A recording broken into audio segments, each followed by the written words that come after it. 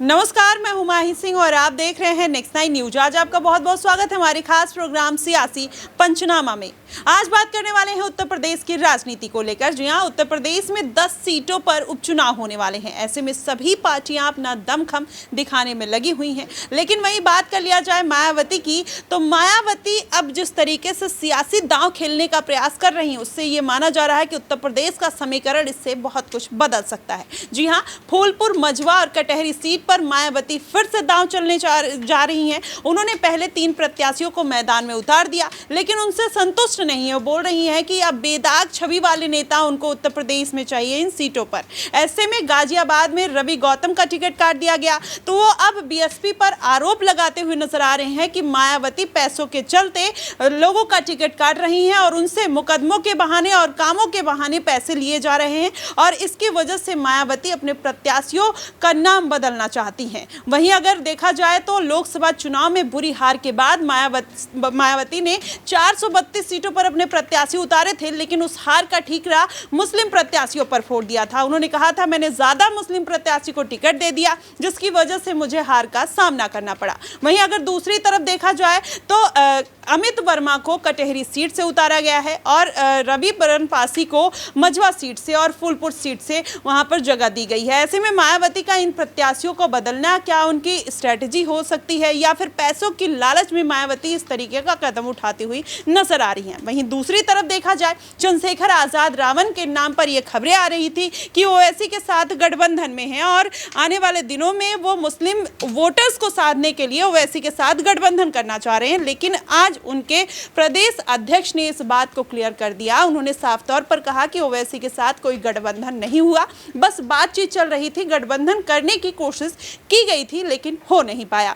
ये उत्तर प्रदेश के सियासी समीकरण किस तरफ जाएंगे, क्या पूरा माहौल बनता हुआ नजर आ रहा है, आज इन्हीं तमाम मुद्दों पर चर्चा करेंगे। अपने न्यूज रूम में मौजूद हैं हमारे साथ राहुल हैं। राहुल से जानेंगे कि राहुल, जिस तरीके से मायावती एक बार फिर से दांव चलने का प्रयास कर रही हैं, फूलपुर, मझवा, कटहरी सीट जहां पर दलितों का दबदबा माना जाता है, वोट बैंक ज्यादा है, ऐसे में मायावती के ऊपर एक और इल्जाम टिकट बांटने का नहीं बल्कि टिकट बेचने का लग रहा है।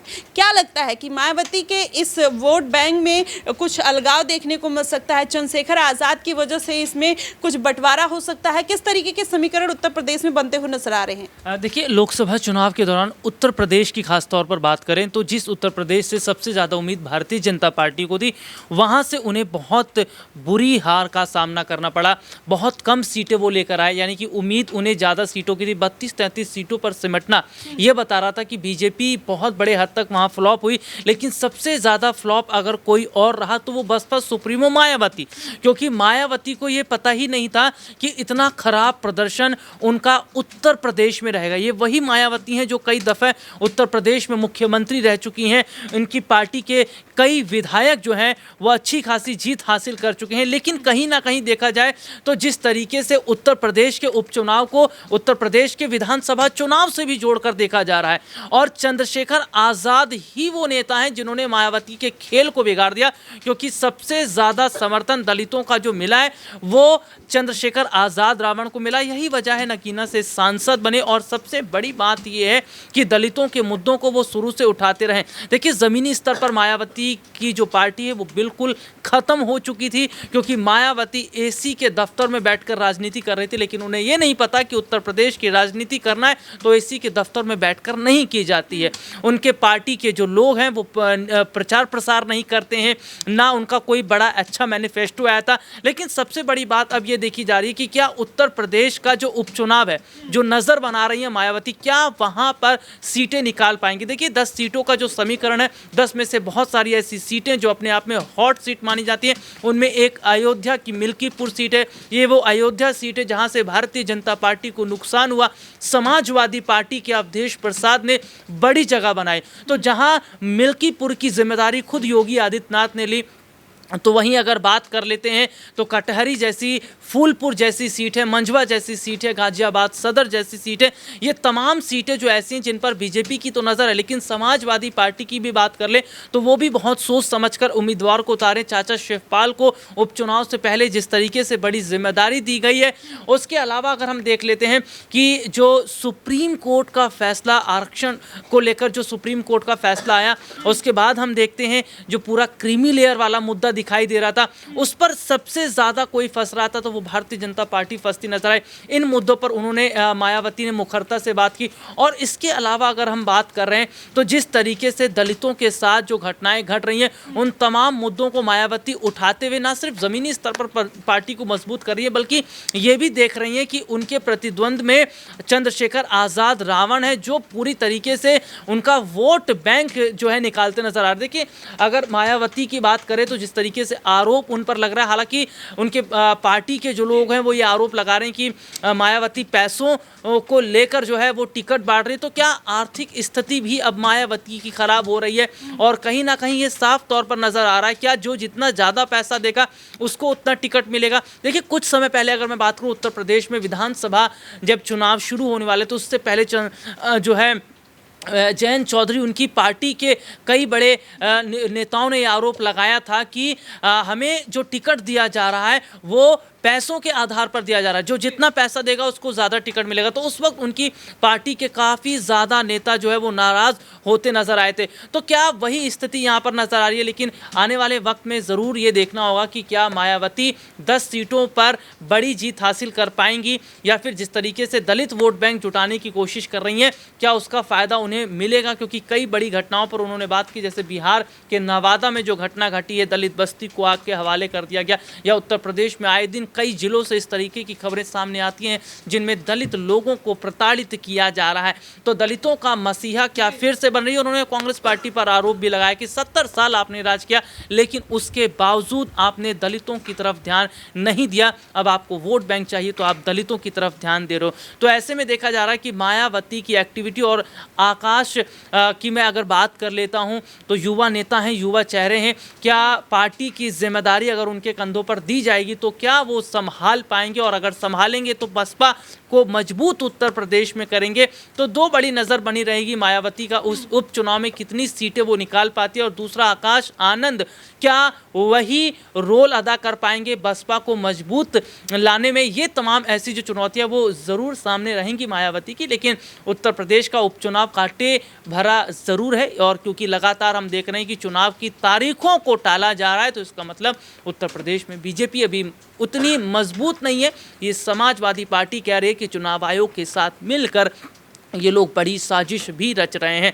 तो ऐसे में देखा जा रहा है जहाँ जहाँ चुनाव होने थे, चुनाव की तारीखों को आगे बढ़ा देना ही अपने आप में ये बहुत बड़ी बात है कि शायद बीजेपी अभी इसके लिए तैयार नहीं है, और कब तैयार होगी ये तो वक्त तय करेगा। लेकिन कहीं ना कहीं चंद्रशेखर आज़ाद रावण, चिराग पासवान और मायावती, ये 3 बड़े दलित चेहरे क्या वोट जो जिस तरीके से हम देख रहे हैं कि निकालते नज़र आ रहे हैं, और क्या चिराग पासवान का उतरना भी मुश्किल खड़े करेगा मायावती और चंद्रशेखर आज़ाद रावण के लिए? जी बिल्कुल, कहीं ना कहीं मायावती को लेकर अब तमाम तरीके की अटकलें लगाई जा रही हैं। एक तरफ उनके ऊपर इल्ज़ाम लगता हुआ नजर आया है कि वो टिकट इसलिए दे रही हैं कि उनको पैसे चाहिए, और पर टिकट वो 2 करोड़ रुपए मांग रही हैं, कि इस तरीके के इल्ज़ाम मायावती के ऊपर लगते हुए नजर आए। लेकिन वहीं देखा जाए कटहरी सीट जो सबसे ज़्यादा अहम मानी जा रही है, क्योंकि मिल्कीपुर क्षेत्र और कहीं ना कहीं कटहरी क्षेत्र जो है वहाँ पर दलितों का दबदबा माना जाता है। ऐसे में मायावती अगर वहाँ पर अपना पूरा दमखम लगाती हैं तो माना ये जा रहा है कि कटहरी सीट उनके खाते में जा सकती है।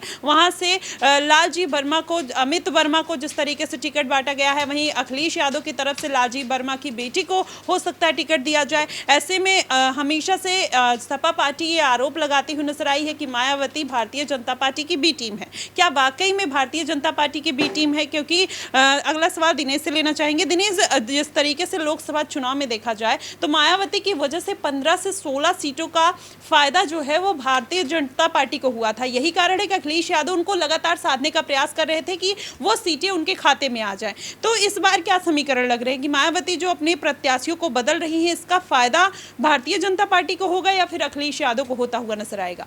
देखिए, मायावती जिस तरीके से राजनीति कर रही हैं, अब उत्तर प्रदेश में ज़मीन तलाशने की कोशिश की जा रही है। लोकसभा चुनाव में हमने देखा माही कि जिस तरीके से पार्टी एक भी लोकसभा सीट पर जीत दर्ज नहीं कर पाती, यानी कि इस लोकसभा के चुनाव ने ये स्पष्ट कर दिया है कि मायावती के पास अब उत्तर प्रदेश में खोने के लिए कुछ भी नहीं है। दूसरी तरफ देखा जाए तो जिन 10 सीटों पर अब उपचुनाव होने वाला है, उन 10 सीटों में से 5 सीटें समाजवादी पार्टी के पास थी। तमाम उन अखिलेश यादव समेत तमाम उन नेताओं ने यहाँ पर चुनाव जीता है जो कि लोकसभा में पहुंचे हैं, तो जाहिर तौर पर उन 5 सीटों पर यहाँ पर समाजवादी पार्टी की निगाहें रहेंगी। और दिलचस्प बात यह भी है कि मायावती के पास उन 10 सीटों में से एक भी विधायक नहीं था।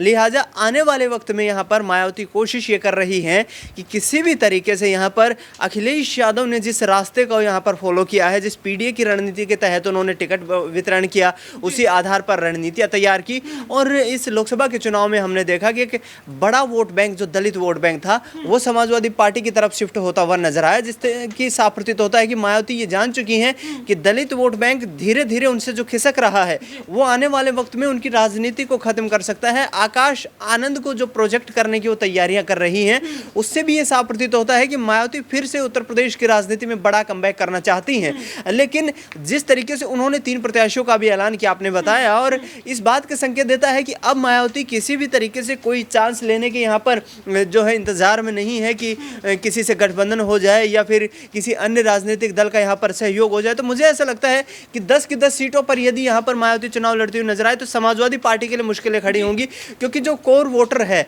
वो फिर से मायावती की तरफ शिफ्ट होता हुआ नजर आएगा, बशर्ते कि वो चुनाव में अपनी सक्रियता दिखाएं। और यदि ऐसा नहीं हुआ तो फिर मायावती के यहाँ पर उत्तर प्रदेश में अपनी जमीन को बचाए रखने में काफी मशक्कत करनी पड़ सकती है। जी बिल्कुल, कहीं ना कहीं मायावती को मशक्कत तो करनी पड़ रही है। अगला सवाल एक छोटा सा आश्रुति से लेना चाहेंगे। आश्रुति, क्या लगता है कि चंद्रशेखर आजाद ओवैसी का गठबंधन नहीं हो रहा है? सुनील चित्तौड़ ने एक प्रेस कॉन्फ्रेंस करके ये जानकारी दी है कि उनका गठबंधन नहीं है। तो क्या अब इससे चंद्रशेखर आजाद को मुस्लिम वोट बैंक पर कहीं ना कहीं नुकसान हो सकता है और इसका फायदा मायावती उठाते हुए नजर आएंगी? क्या लगता है? देखिए, चंद्रशेखर आज़ाद कहीं ना कहीं मुस्लिम वोट बैंक को साधने के लिए रणनीतियां तो बना रहे थे, क्योंकि पहले जब आजम खान पर कहीं ना कहीं वो बयान देते नजर आ रहे थे और आजम खान पर पहले ही वो खुद ही विवादों में कहीं ना कहीं घिरे हुए थे, लेकिन चंद्रशेखर आज़ाद ने उनको खुला समर्थन दिया था। चाहे अब उनका संसद का बयान ले लीजिए, चाहे फिर उनकी पहल देख लीजिए ओवैसी के साथ गठबंधन की। तो देखिए, बिल्कुल कहीं ना कहीं अगर आज़ाद और ओवैसी का गठबंधन यहाँ पर मुमकिन नहीं हो पा रहा है, और बशर्ते आप देखें जिस हिसाब से 10 सीटों पर बातचीत चल रही थी कि 10 में से कुछ सीटें या फिर कहीं ना कहीं आप देखें असदुद्दीन ओवैसी के भी बयान थे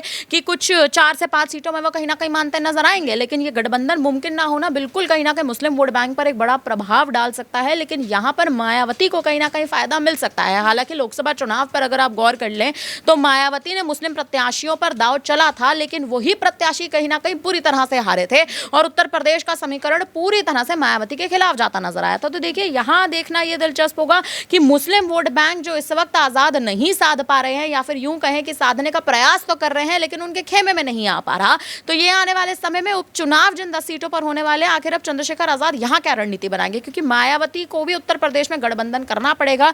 जो कहीं ना कहीं प्रयास मायावती ये कर रही हैं कि अकेले यूपी में एक बार फिर चुनाव लड़ती नजर आए, तो मुझे लगता है अकेले चुनाव लड़ने की जो अब उनकी रणनीति है उसमें कहीं ना कहीं उनको अब एक तरह से बदलाव करने पड़ेंगे। नहीं तो चंद्रशेखर आजाद यहाँ पर कुछ सीटें जो दलितों की जो मुख्य सीटें हैं उनको कहीं ना कहीं एक हाथ साध ले जाएंगे। जी बिल्कुल, कहीं ना कहीं अब चंद्रशेखर आजाद उसमें आगे निकलते हुए नजर आ रहे हैं। वहीं मायावती की बात करें, उनके ऊपर जिस तरीके के आरोप लगते हुए नजर आ रहे हैं, इसका कितना नुकसान देखने को मिलेगा? क्या चंद्रशेखर आजाद मायावती को पीछे कर इस बार के उपचुनाव में बाजी मारते हुए नजर आएंगे? क्योंकि फिलहाल समीकरण तो इसी तरफ इशारा कर रहे हैं। देखना दिलचस्प होगा कि आखिरकार इस बार मायावती के नतीजे उपचुनाव में क्या रहने वाले हैं। 432 सीटों की तरफ फिर से मात खाती हुई नजर आएंगी या इस बार जीत का परचम लहरा सकती हैं? फिलहाल इस मुद्दे को लेकर आपका क्या कुछ कहना है?